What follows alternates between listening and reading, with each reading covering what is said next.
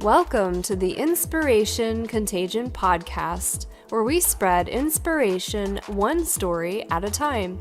I am your host, Holly Jean Jackson. Each episode spotlights and interviews one transformational leader, their stories, and their advice for how you too can lead yourself and others through inspiration. If you are a visionary seeking to uplevel your leadership skills, then this is the podcast for you. I invite you today to spread inspiration like a contagion. Welcome to the Inspiration Contagion movement. Welcome to episode 48 of the Inspiration Contagion podcast. This week's episode is also being recorded for video, so if you'd prefer to watch, please check out the show notes for the YouTube link. This week's guest is Angel Ribo. Angel is known as the CEO confidant. He is an influencer, international TV host, public speaker, CEO consultant, board member, and philanthropist. In the last 21 years, Angel has empowered more than 1,500 CEOs in 33 different countries. He was born near Barcelona and has lived in 8 countries and speaks 5 languages. Established entrepreneurs and corporate CEOs hire Angel to bridge the gap globally for expansion and exposure. Angel sits on the board of the Evolutionary Business Council, an organization with more than 350 global transformational leaders, with a combined reach of well over 600 million people. Angel is based in Texas, and in early 2017, he launched his international foundation, Wisdom for Kids. And he has helped more than 1,000 underprivileged kids in Latin America become entrepreneurs using their local resources. With that, welcome, Angel. Thank you. Thank you very much for having me in your show. I love number 48. It's a great number.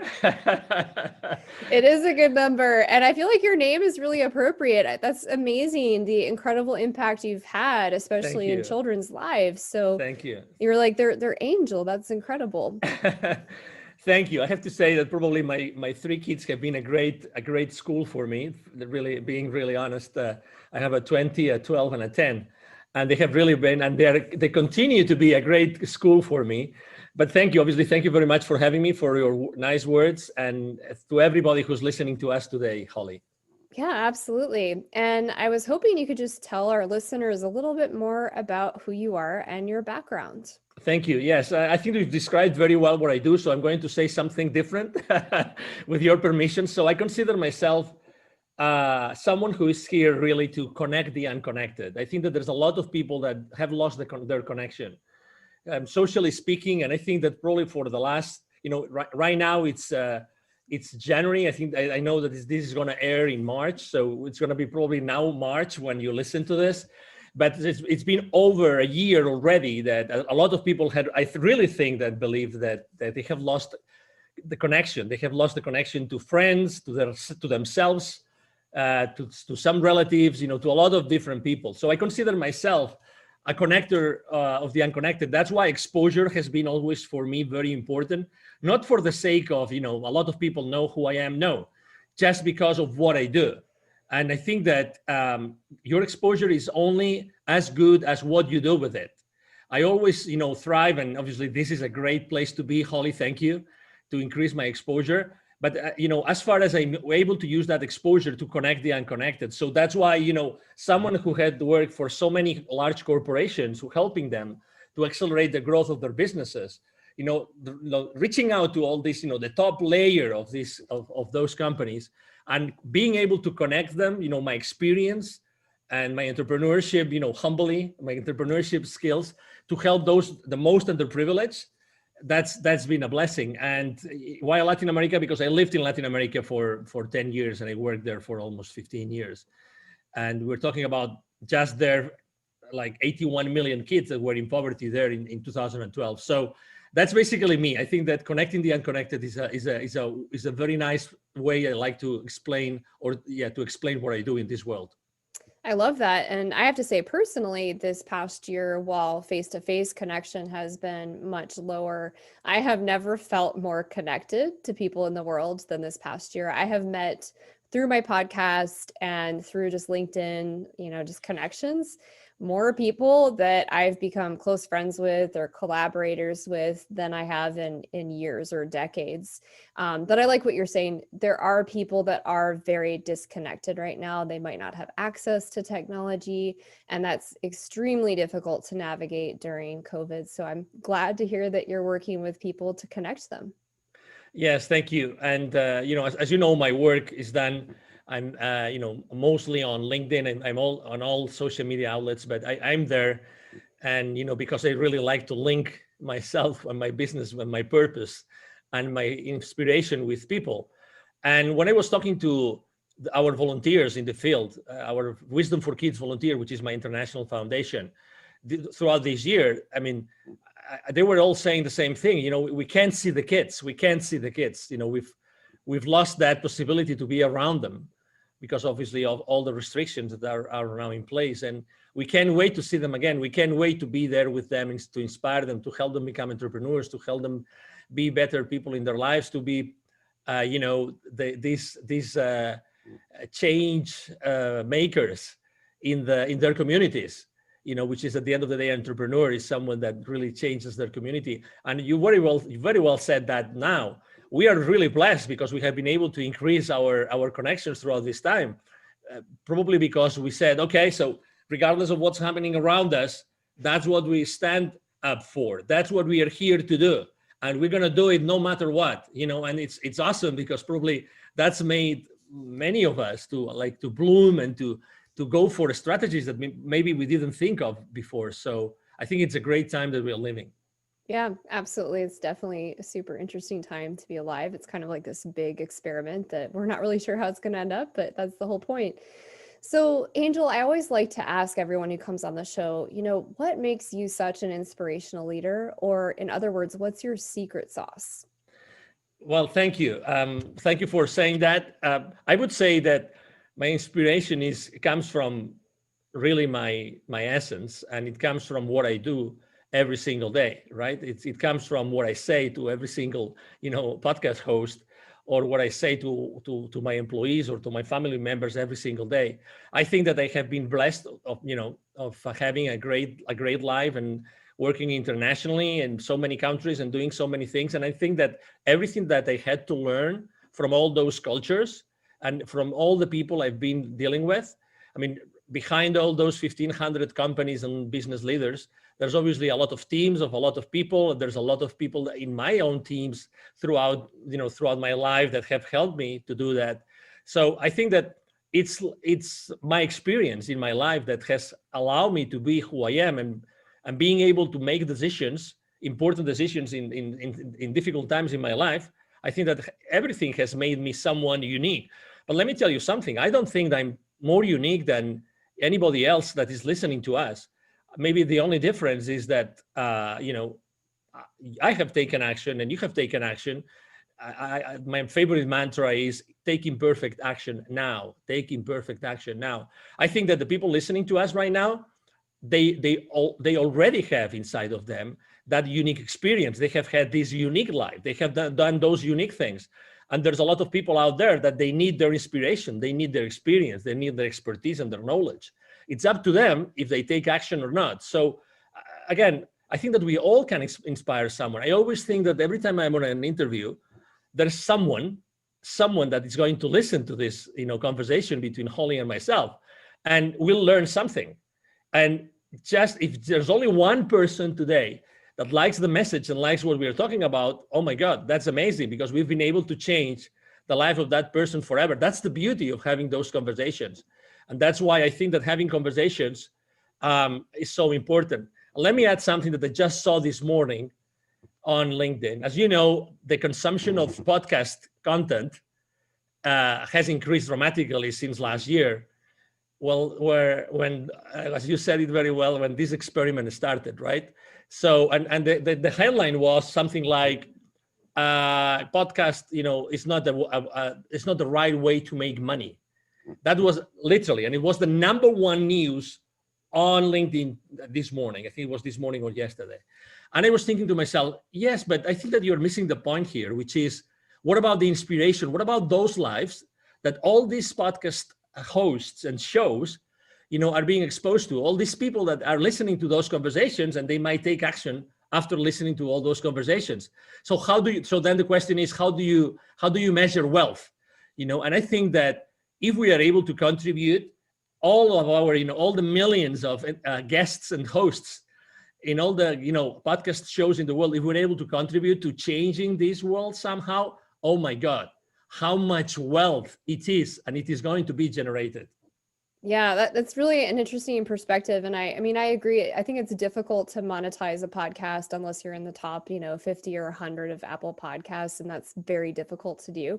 But I think podcasts are really powerful for movements and for helping people take action. So like you were saying earlier, there's the inspiration, and then the only difference between success or hitting that inspirational idea is the people that take action and the people that don't. So there's the inspiration coupled with the motivation, which is the movement and taking action towards accomplishing that goal. And so I think what podcasts do, especially ones with leadership and tangible things that people can do and stories that people can relate to, help us build that movement and help those people start to take action because they can see themselves in that story. Exactly, and you don't know where that action is gonna go. I mean, again, if I had to count all the lives of people that both with my business and with my nonprofit we have touched, what are going to be the consequences? What is going to be the ripple effect, right? So I think that again, we are a very materialistic society, and it's good. I mean, obviously there are millions of people that rely on we buying their products, and I understand it, and it's good. But at the same time, I think, how much is happiness worth? How much is inspiration worth? How much is a good message worth? How much is peace of mind worth? How many people don't really want to wake up in the morning? How many people, I mean, you've probably seen this. I mean, it's not in mainstream media, and I don't have anything against them, obviously, but how many people, I mean, what about the depressions? What about the suicide rates? What about all those mental health diseases that have increased so much for the last 12 to 14 months? Nobody's talking about them. And it's a reality. I really believe that there's a lot of people in need, both business and so professional and personal wise. And we are here to help them, and we are here to inspire them. I really think that there's some healing behind what we do every single day, Holly. Yeah, absolutely. I think what you're describing too is, social wealth and having those connections, having that inspiration. I know for me, when I'm interviewing people, it's inspiring. It gives you kind of these new insights and new perspectives and provides a lot of value. So since you're describing how it's more than just tangible physical wealth and capital where you're buying physical things, how would you define success for yourself today, and how did you arrive at that definition? Well, to be honest, for me, success is to be able to be excited and passionate, to wake up in the morning, to have a wonderful place of peace of mind, and throughout the day, to be able to experience fully my life with my friends, with my coworkers, with my team, with my family members. This is for me wealth, to be honest, to have this absolute, peace of mind in which I can really thrive every single day without having to worry about anything. That's for me wealth, total wealth. I've made a lot of money throughout my life. I've had great jobs. I've been able to close great deals, you name it, as millions of people in the world. But at the end of the day, nothing compares to this happiness. Nothing compares to being yourself and being able to do whatever you want. Right now, both you and me, we could be doing something else, but we chose to be here. We chose to be, an inspiration contagion.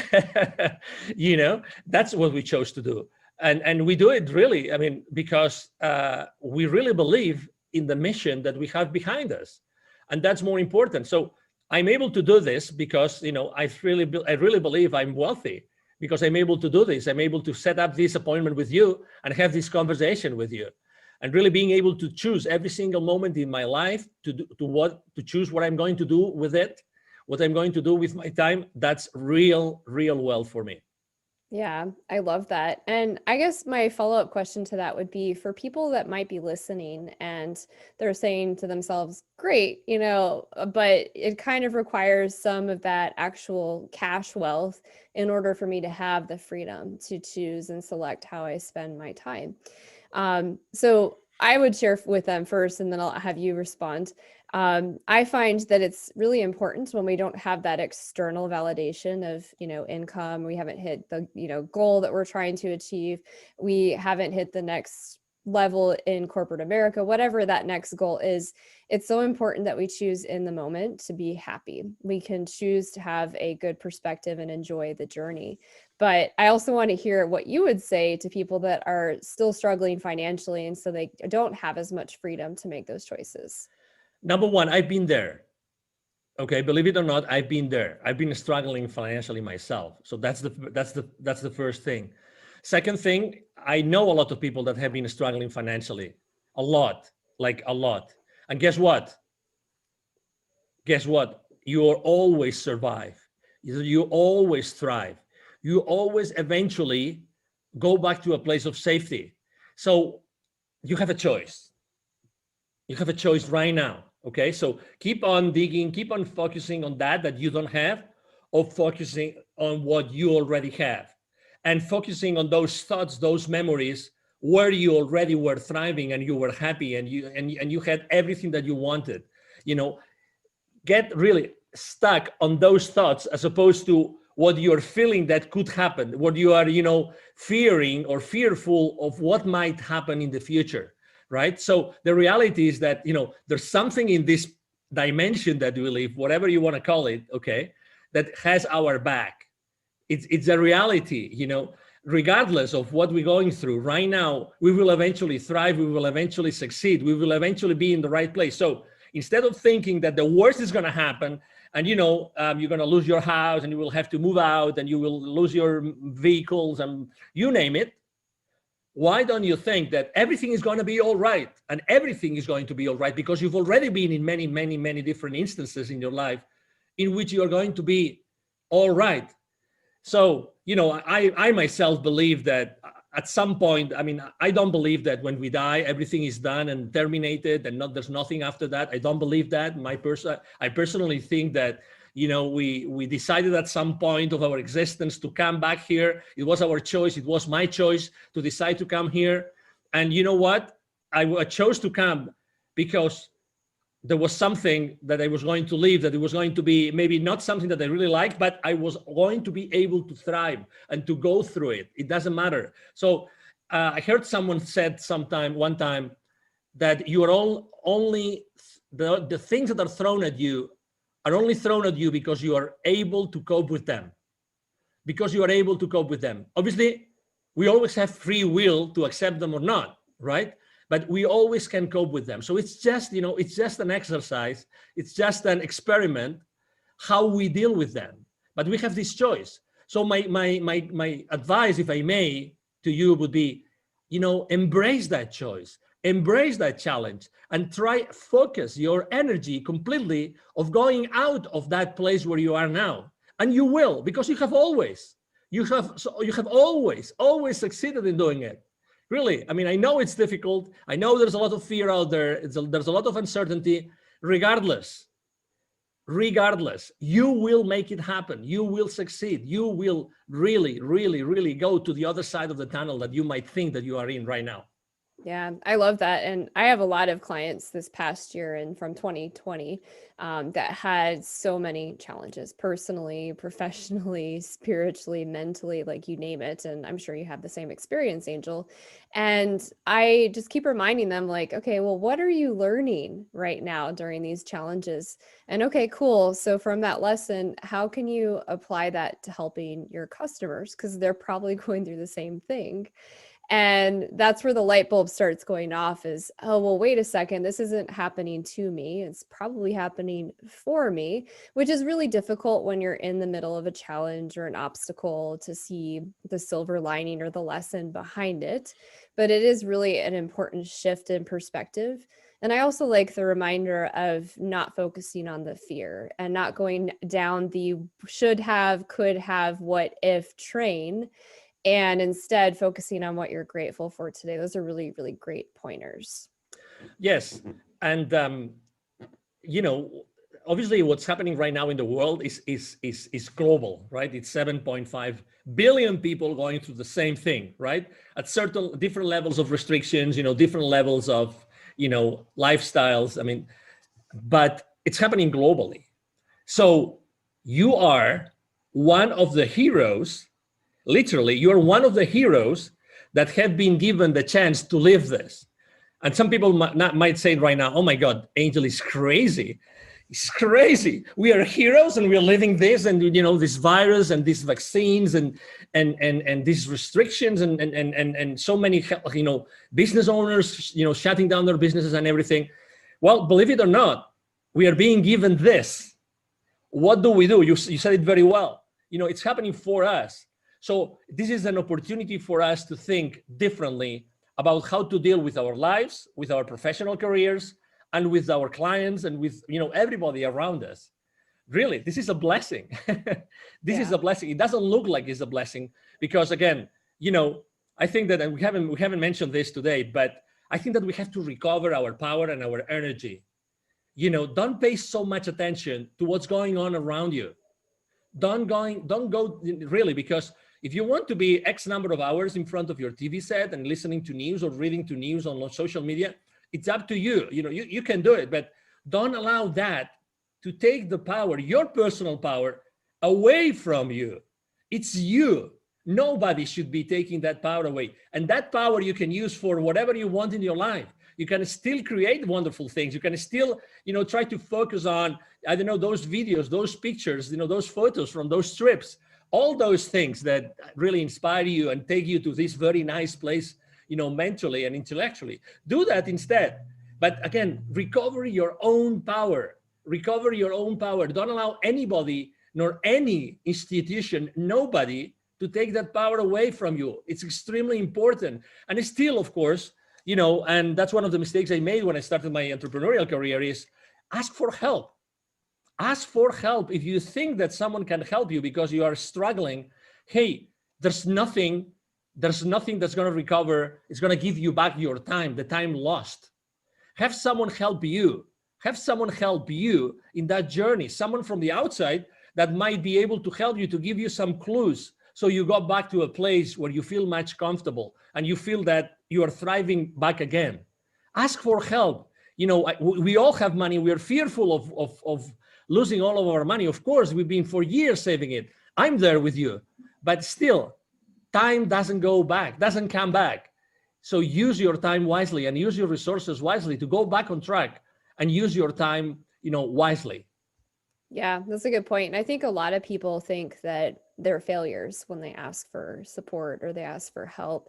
And I know even a lot of business owners that have struggled from this past year, from the pandemic and from all of the shutdowns and the economic impacts. And there's so much shame when they come to you to ask for help. And so I also just want to remind people, if you're listening and you are in need of support or help, there is no shame in that. I mean, obviously you want to ask the right people. You want to find somebody you trust, somebody who is doing well in the area that you need help in, whether that's a mentor, a coach, a class, whatever that is. But be careful who you ask for help from, especially if you're feeling really shameful around doing that. Yeah. I agree. And again, don't be so hard on yourself. I mean, you are so right on the shame thing. So right. But guess what? I think that since the very beginning, in when we are kids, I think that guilt plays a key role. And, we're always told, don't do this, don't do that, don't do this, don't do that. So we are more like guilty for things than being praised for things that we do right. Unfortunately, it is what it is, just because our parents, just to say something, obviously I love to death my parents, but they want you to survive, right? They want you to be a kid that's going to make it to youth and to adulthood. I mean, I understand that, but in order to protect us, very often we are, negatively influenced, and for the good, for the good of us. But the point I'm trying to make is, the other day there was someone that was analyzing manipulation in advertising and media. And he ran a survey, and when he got basically the results of the survey, guilt was the number one instrument being used by advertisers and media to get their messages across. Again, I'm not judging anybody. I'm just saying what the people that reacted to that survey showed in the results of the survey. So it works. It works. So it works that, we fully understand that you might feel like this asking for help. But again, think about your life in terms of time, and time is the most valuable and precious resource that you have and you will always have. Yeah. Yeah. And your health is equally important. And, if you're not taking care of yourself and your health, then your time is even more limited. Mm-hmm. So I would advise you to invest wisely your time, resources, and health during this next 6 months to a year. So I also wanted to ask you, you've kind of shared a lot of inspiring stories, but is there a particular story of inspiration that you're known for? Well, I have had in my life probably like two very deep, spiritual experiences that have made me make dramatic changes in my life, right? One was after reading a book, which is called The Celestine Prophecy by James Redfield. I love the cells. I feel the same way. That changed my life forever. It's amazing. Yeah. So what I was really having chills right now when you were saying this, I'm just having chills again.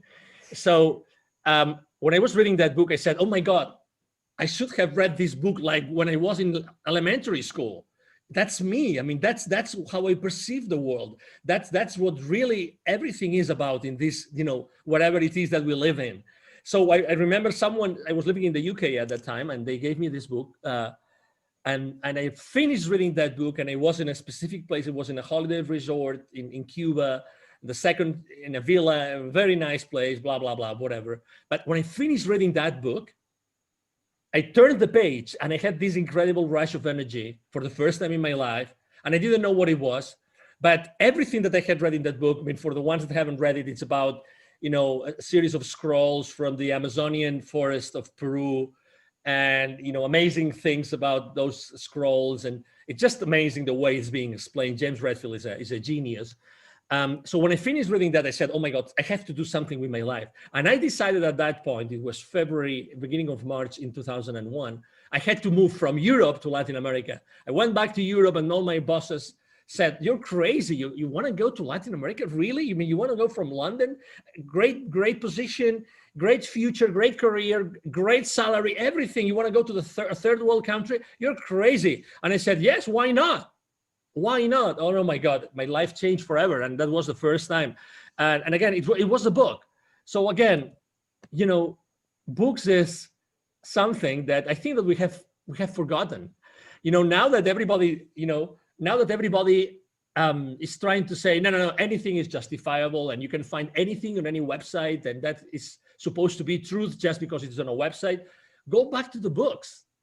Go back to reading books. Go back to be reading like hardcover books, hard printed books, because they're going to inspire you. There's millions and millions of amazing books that can change your life. Again, looking for inspiration, which this show is about, Holly. Oh my gosh, I could talk for days about the Celestine Prophecy. One of my favorite words is serendipity. And in the Celestine Prophecy, one of the first scrolls that they discover and they teach about through this story is coincidences, and how when we run across somebody a couple times, or we experience deja vu, or something's really serendipitous, a happy accident, it means something. It means we should be paying more attention to that. And so ever since I read that book, which I was in my early 20s when I read that, if I run into somebody multiple times, the third time or second time I run into them, I'm like, hey, I think we're supposed to connect about something. Is there something you wanted to share with me? And every time I do that, there's some profound thing. And they're like, how did you know? It's incredible. It's like these simple things. And totally. Yeah, that's one of the first books that I read that transformed my life and really defined a lot of things for me spiritually as well. So I'm glad you brought that up. Oh yeah, and again, it's a fiction book, but with a very strong, solid message.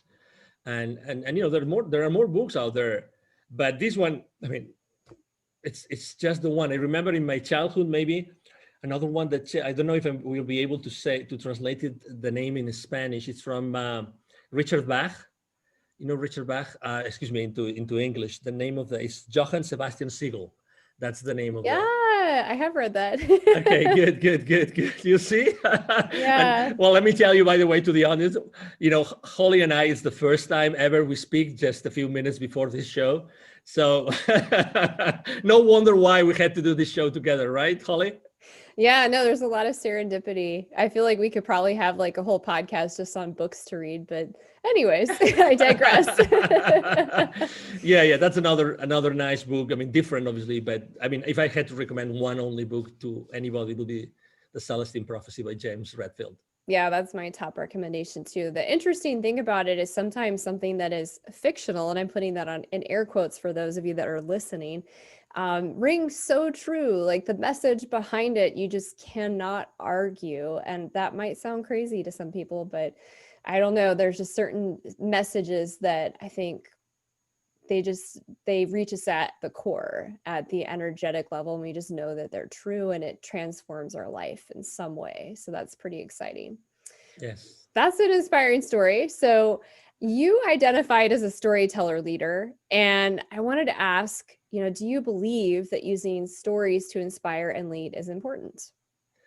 I think it is, because if you basically bring up something which has happened around you, which is a reality and which involves other people, which involves, and other places, other circumstances. And I think that with everything that's going on in the world, another important aspect of our lives that I think we had terribly forgotten was to go back to our elders, was to go back to the grandparents, to the great grandparents, and ask them for advice. Really, when there's a lot of, as you know, there's a lot of civilizations and cultures that they still not only value a lot what they have to say, but they also make it a purpose, like to daily or weekly sit around them, be with them, and listen to them, not to put them in nursing homes or hospices and have them there until they die. No. Like be next to them to listen to stories. And that's the point I wanted to make. I remember in Spain, my family is originally from a place called north of Spain, close to the French border. And I remember when I was going to visit my grandparent, we're originally from a place in the country in the north of Spain, and he would always tell me stories. And I remember the story of his father going to a Benedictine monastery to learn. So he would literally walk and try to, by any means of transportation in the 1800s, go from this countryside area in the north of Spain to this Benedictine monastery just to learn certain things. Then he would tell me also the stories about, this other member of the family that actually in the 1890 something, he actually went from Spain to Cuba to try to rescue Cuba from the attack of the Americans. So this war between Spain and the US in the last part of the 19th century. So all those things, how can you not? I mean, I'm still remembering them. I remember them, and I think my grandfather died in 1980 something, 85 or 86. So I still remember those stories. And those stories are stories that doing something unconventional, doing something like I just wanted to do it because I thought that that would give me an additional knowledge, an additional edge, an additional wisdom that I needed in my life. Instead of being there comfortable in that area, they decided to go to these two different places in the world to achieve different goals. So the stories are powerful. Stories are powerful because you don't know what the story is going to end up. I have a great friend who has an incredible business. What she does is actually she gives different people the first statement, the first few words, and she's asking them to write a whole chapter with that initial sentence. So she just gives these people the initial sentence, and they have to finish the sentence, making up a story. They can talk about anything in 2,000 words, just with the first few words. everybody explains a completely different story. Everybody. And then what she does, she's already working on this. She's already working on his first book. She publishes the book. So that's the power of 20 plus people that from the very first idea they got inspired to come up with an incredible story, fictitious or reality, that it's going to inspire their readers. And again, we have to go back to stories. Yeah. It's something that we are so much missing.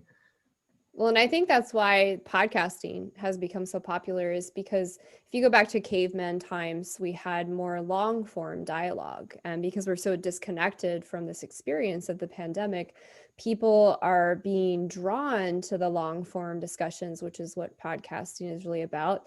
And like you just mentioned too, books are just always inspiring. There's so much wisdom. I'm actually reading like 8 books right now because Cool. like they're kind of slow reads and they're in different aspects of my life. And so I'll like absorb one chapter in one area. And then the next time, like, oh, I need to read on this. But books are so powerful, and they're powerful because they have stories and they teach us wisdom and they help us continue to grow as students in life. So I think that's why podcasting and books are hopefully making a comeback, is because we're missing that long form story element where we can connect to each other and rebuild that community element. I totally agree. And I think that regardless of what our purpose in life is, or even if we don't know what our purpose in life is, I think that we play a role in the community. Even if we live in a small neighborhood and we don't have that much contact with our neighbors, we are part of the community, and we choose every day what we do as far as the community goes. It's our decision. And if you want to take action and you want to do something and you want to start an initiative, just go and do it. Don't wait for anybody to give you social approval. Just do whatever you think is right. Because again, I really believe that there's a lot of people in need right now, and many people we don't know that they are in need. There's a lot of people in need. So it's the perfect time to be contagious, not only with inspiration, but also with generosity. So just, and as you know, we have so many material things that we probably don't use, and we could give someone just to make them happy. Honestly, simple things can do so much to change our communities. And again, when I go to Latin America with my kids, I see that all the time. A simple small book of 20 pages, a tale, in English, it's just an amazing, community changer. Just because it inspires someone, because it allows them to see the English. I can learn some basic English, words and lessons and expressions, and that can help me, make me understand something that is written in another book or magazine, or I hear in the news, whatever that is. So again, there's so many things that we can do today. Yeah, there's a beautiful story about, I think it's a nonprofit. This is a book that I read a long time ago about pencils of promise. And so this young gentleman traveled the world and he started handing out pencils to people in impoverished areas.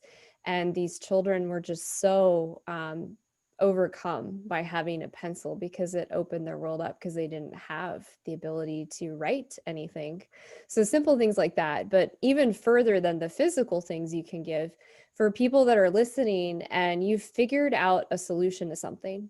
So you've navigated a divorce, you've learned how to balance a budget, whatever that is, whatever your superhero power is, whatever your idea is, you not taking action on that is actually not helping probably hundreds to thousands of people around you.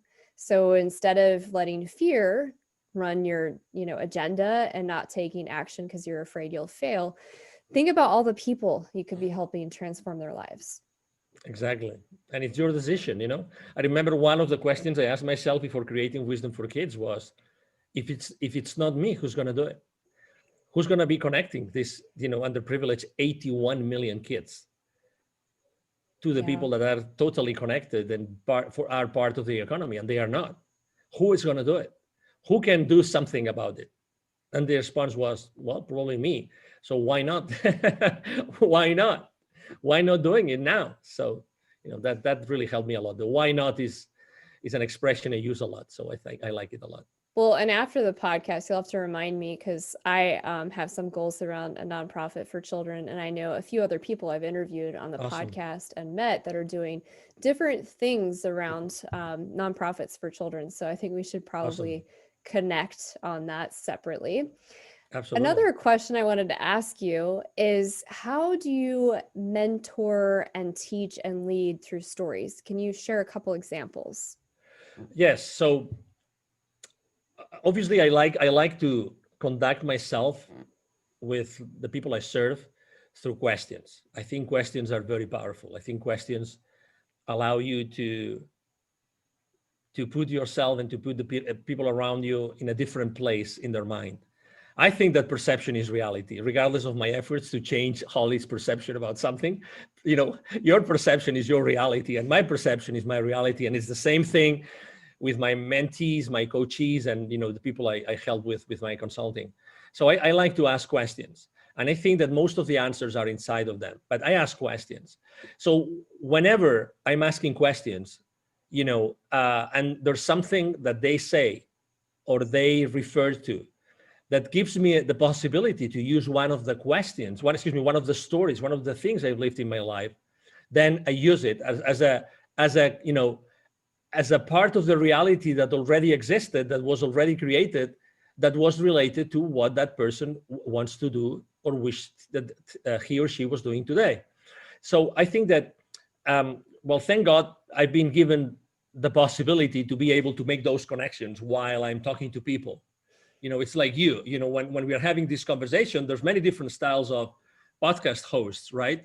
You have this tremendous ability to connect a lot of many different things and to connect it with your own experience and your own practice and everything. That's something that you do wisely and fast, right? So I'm sure that you do the same thing in your practice, and that's why you have so many clients.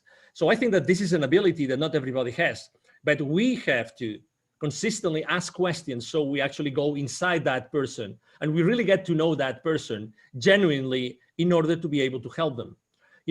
And it's not always, we don't always succeed. I'm sure that you have also, failures. You have failed with some clients. I have miserably failed with some clients as well.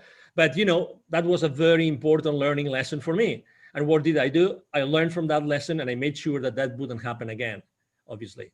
So again, I think that the best way to use the stories is to use them in the context that relate directly to those issues and to those challenges that the people you're working with are going through at that point in time. I think that's the best way, because unless you listen to them and you make what you do relatable to them, they're going to disconnect, disengage, and what is your role there? There's no point, right? Yeah, it's really important, like you were just saying, to really understand your audience, whether that's one-to-one with a coaching situation, mentor situation, even a family member, or if you're writing a blog, knowing your audience and what they're experiencing right now.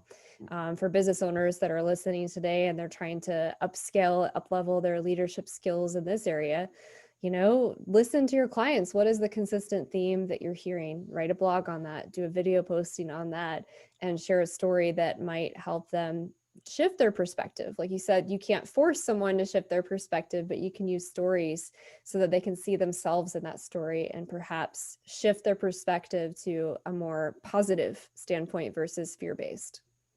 Yes, and a good example is, for instance, I post on LinkedIn every single day. And you would say, well, you post on LinkedIn, maybe you post about business every single day. No way. Actually, I support every single podcast host that is, that is willing enough and good enough and generous enough with me to interview me. I also support a lot of authors with their books. I love to support them. Obviously, I support heavily my clients, but I always make this balance of business related posts with personal related posts. Because as you very well said, I have to talk to my audience and what they are going through.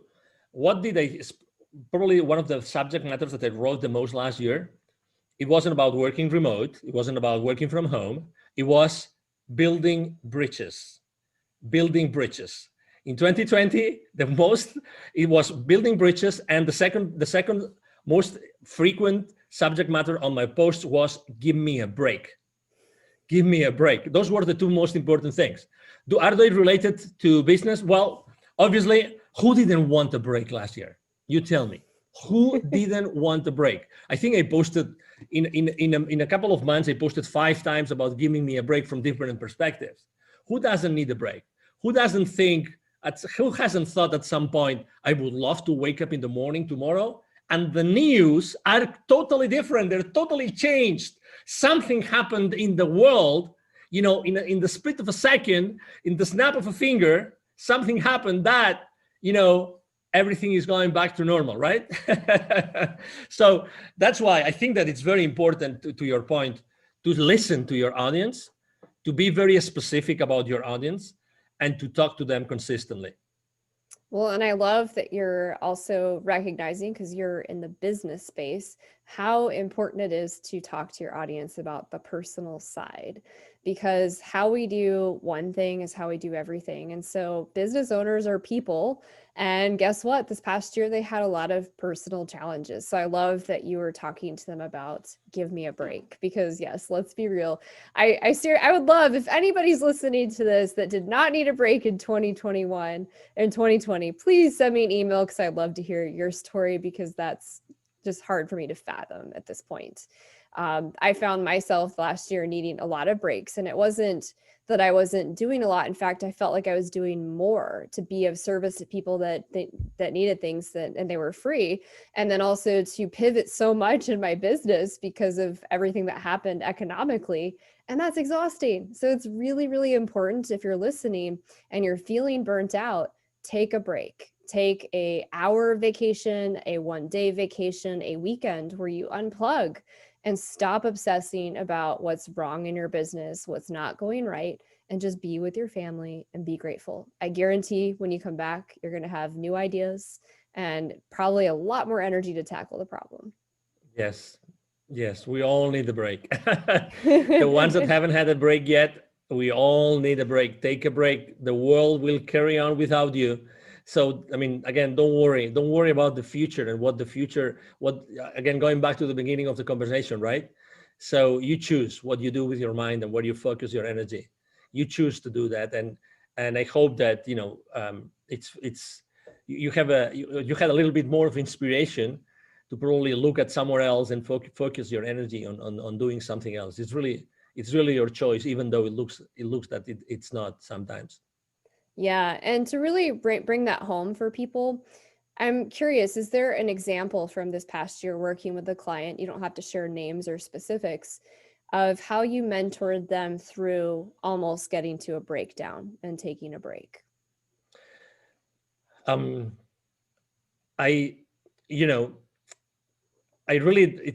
It's difficult to allow someone to get to that place where, they were close to a breakdown, so I knew that things were going to happen. The most traumatic moment in my life was probably my first divorce.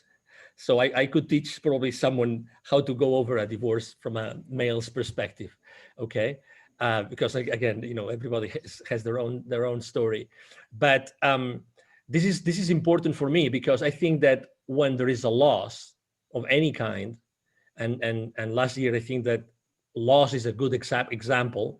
Loss of all your habits, loss of all the things you used to do, the places you used to visit, the people you used to visit, everything. I think that knowing about the different stages that you go through to get acquainted with a loss, actually, I think that helped me a lot. So that's why when I saw this happening, and it's not the first economic crisis that I was going through. I lived very intensely 2001 and 2008, 2009, very intensely. So from a business perspective, I was already doing things that I knew that I had to do in order to overcome this for my clients. And I think that one important thing that I rediscovered with my clients this year was to have these tough conversations. That's something that I learned from someone, which is called the secret contract. So I believe that we all have something called secret contracts. Which is that you expect from people, and you expect from everybody who is related to you at some point, you expect from them specific things. but they also expect from you specific things. And those conversations have never happened. So you expect things from your partner, from your kids, from your parents, from your friends, from your business partners, from your clients, and the same thing the other way around. But guess what? Those expectations have never been substantiated, right, on a conversation. You've never had those conversations. So in this moment, in which in that moment last year, in which our minds were going so fast, spinning, spinning. I think that having those conversations and say, okay, calm down, let's collect ourselves, and let's talk about this. So what are the options? What's going to happen? What might happen? What we don't know that might happen. Okay, so there's all these things being said. We're being told all those things, but what is really going to happen? What is uncertain? What is certain? And then help them navigate in that environment of certainty versus uncertainty. And again, okay, we're losing specific things, but it's also the time to gain other things, to bridge the gap, to do other things that probably we didn't have time to do before. Okay, so in this reset that's going on, what else can we do that we were not able to do before? So I think that, answering to your question, I was able, or I had to focus or refocus my clients' goals, objectives, minds into what was really important for them, so I could help them better see what the path, what the journey was going to be moving forward. And I think that helped me a lot.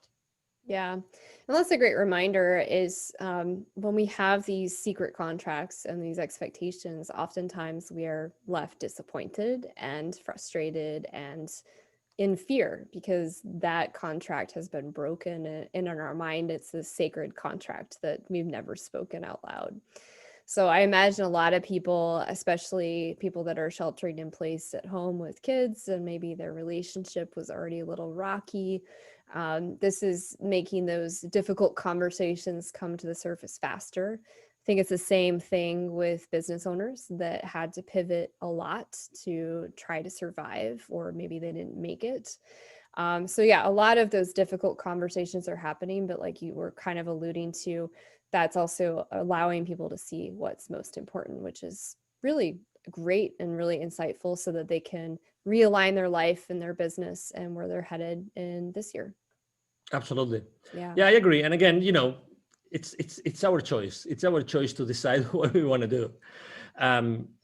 We have, honestly, I think that we have an incredible, ahead of us, an incredible time to do incredible things, to pivot, as you said, to reinvent ourselves, to decide what we want to do with our lives.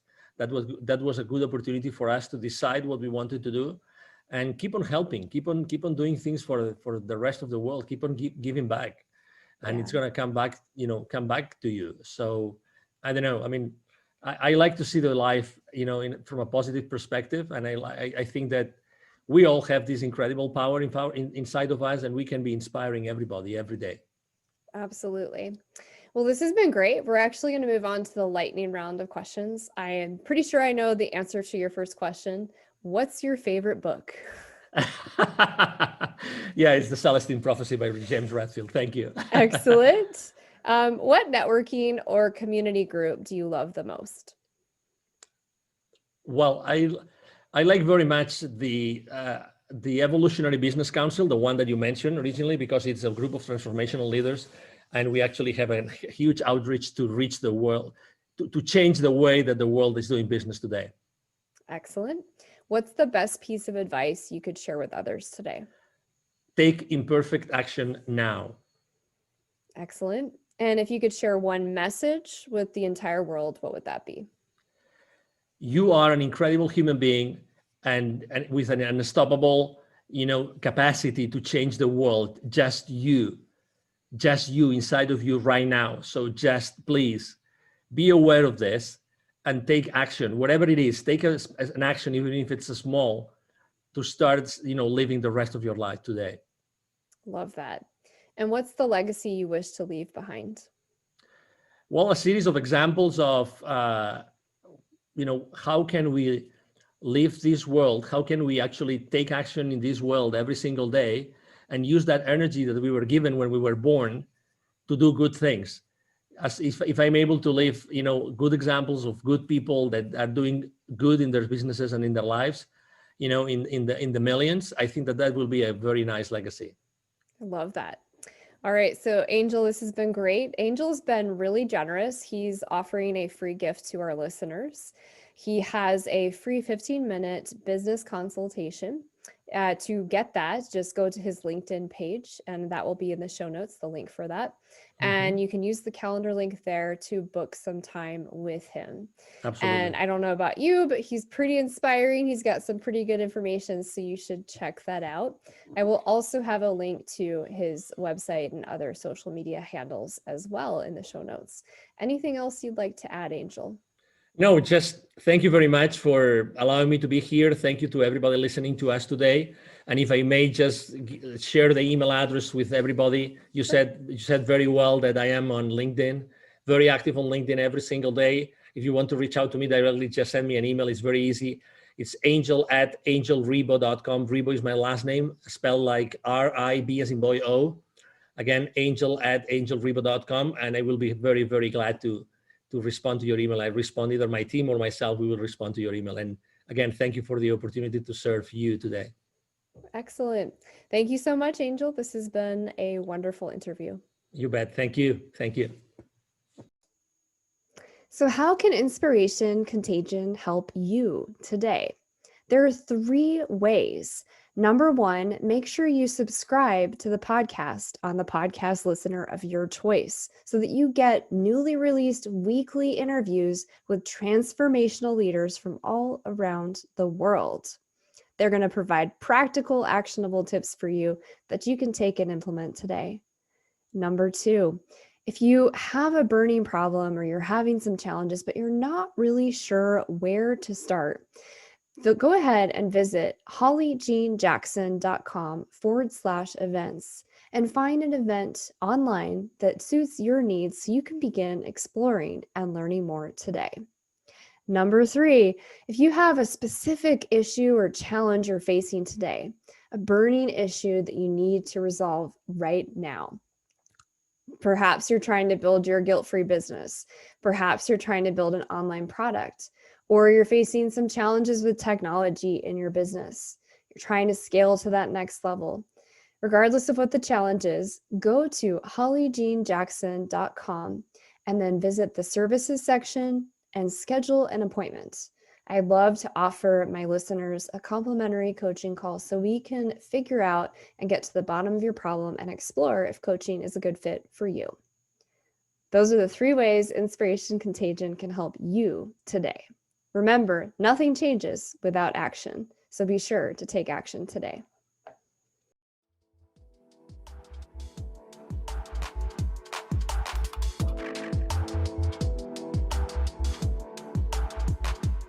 Thank you for joining the show today. I hope you were inspired. More importantly, I hope you take action. What is one thing you can do in this moment that will inspire someone? Without action, nothing changes. Be the change you wish to see in the world. If this show truly inspired you, we ask that you share it through your network. Help us spread the light and inspiration in the world. I look forward to seeing you here next week.